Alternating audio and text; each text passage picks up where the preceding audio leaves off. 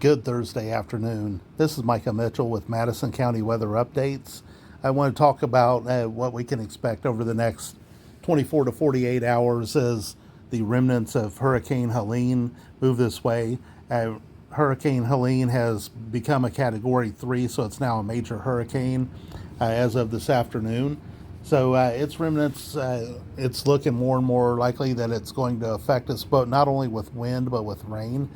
And so we are under a wind advisory from 10 a.m. to 9 p.m. tomorrow, Friday, for sustained winds from 20 to 30 miles per hour from the northeast and wind gusts up to 55. Some gusts beyond 55 can't be ruled out, especially farther south. So again, that wind advisory goes into effect tomorrow morning at 10 a.m. and expires tomorrow evening. The winds will stay pretty gusty into the overnight hours Friday into early Saturday before they begin to dissipate. So it'll still be breezy and a little gusty on Saturday, but nothing like what it's going to be tomorrow. Here's a look at the radar for the southeastern portions of the United States. And you can see Helene spinning out there in the Gulf of Mexico. I told you a couple of days ago that I thought the hurricane would probably run in the western part of that hurricane cone that was put out that day. And that's what it's doing. It's heading up for the western parts of the Big Bend and basically right in toward the middle of the Florida Panhandle. So we're going to see effects from this. And, I told you yesterday that how it interacted with the cutoff low that's in the area was going to affect how much rain we got, if we got any rain. So I'll show you that here in just a moment. But we can see the rainfall extent kind of up in here. That'll be the first part of the rain as it begins to move into this area tomorrow morning.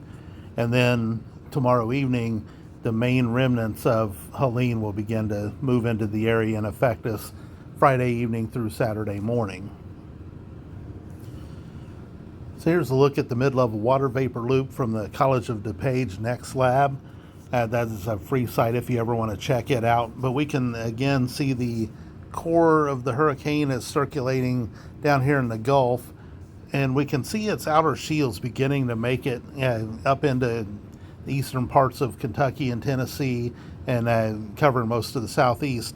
This little spin right in here is our cutoff low, and it's beginning to back its way. I'm making a bunch of scratch marks, but it's beginning to back its way to the southwest.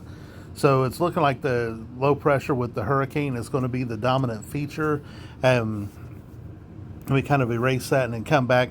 We can also see this northern extent of this moisture here. The yellows are dry air. The whites and blues are more moist air.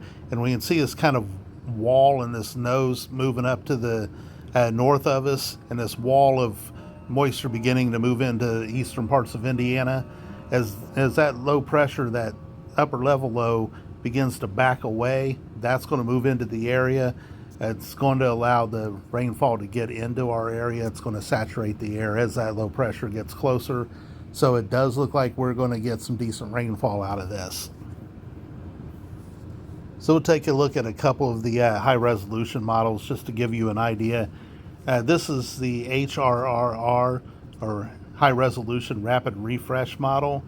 And so we'll take a look at it. And so here we can see by tomorrow morning around 3 a.m. or so, rainfall is beginning to make its way into southern Indiana and almost up to I-70, and we might even be seeing some sprinkles in southern Madison County by that point.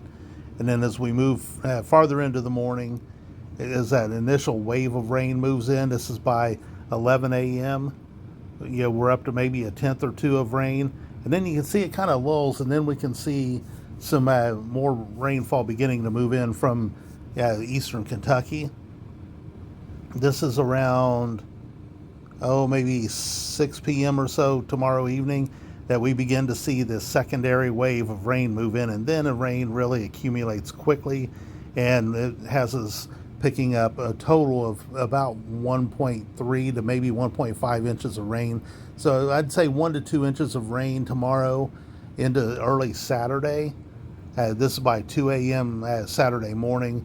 the majority of the rain begins to wind down. But these low pressures are going to hang out in the area until probably Monday or Tuesday. So all through the period, even once the core of this heavier rain moves out, during the day Saturday, we can see some just patchy, pesky showers. Sunday, patchy, pesky showers, even into Monday. And then finally, late Monday or into Tuesday, a cold front will come through, push that out of here, bring us some cooler air for a few days. So that's the HRR model. Let's take a look at the NAM 3K. So we'll take a look at the NAM 3K just to have a couple of high resolution models to go off of. And same kind of thing here. Yeah, we're in about 6 a.m. It's got rainfall beginning to move into the Madison County area. And then you can see that initial wave, it gives us about a half an inch of rain, between a quarter and a half inch of rain with that initial wave. And then there's kind of a lull. This is by 1 p.m. tomorrow. And then we can see by the time we're hitting about 6 p.m. or so about the same timing as the HRR model, we begin to see some heavier rain move in. But the NAM 3K is more suppressed with it and doesn't really bring the heavy rain in tomorrow evening. It gives us decent rain tomorrow morning, again maybe a quarter to half inch, and then maybe another quarter to half inch through the evening into early Saturday. So we're going to have to see how it plays out. Right now though, honestly, I'm kind of, because of the way things look on water vapor, I'm kind of favoring the high resolution rapid refresh model, the HRRR. I'm favoring it more than the NAM 3K, but I just wanted to show you a couple of different possibilities. So if you got plans, I know I've had a message about some events tomorrow evening. Unfortunately, it's looking like it's going to be pretty wet. So wet and very windy. Even if we don't get any rain, the wind is going to be a big problem for any kind of outdoor events. So that's something else to keep in mind. And some of these cells that come through may actually pose a lightning threat as well. So I just wanted to give you that quick update on this, and I'll update you as things become more clear. But I just kind of wanted you to have an idea of what to expect tomorrow. So just again, nutshell, wind advisory tomorrow for wind gusts up to 55 miles per hour and sustained winds of 20 to 30. Then we'll also be looking at a wave of rain in the morning, and then a second wave with the main hurricane remnants by tomorrow evening into the overnight hours, Friday night into Saturday morning. So how much rain we get remains to be seen, but it's looking like a nasty 24 to 36 hour period that'll begin overnight tonight and end Saturday morning. So this is Micah with Madison County Weather Updates. I hope this is helpful to you. Please support this page financially if you can.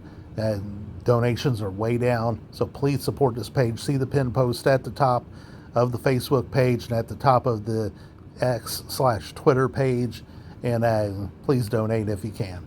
So have a great day and stay weather aware as this remnants of this storm get a little closer.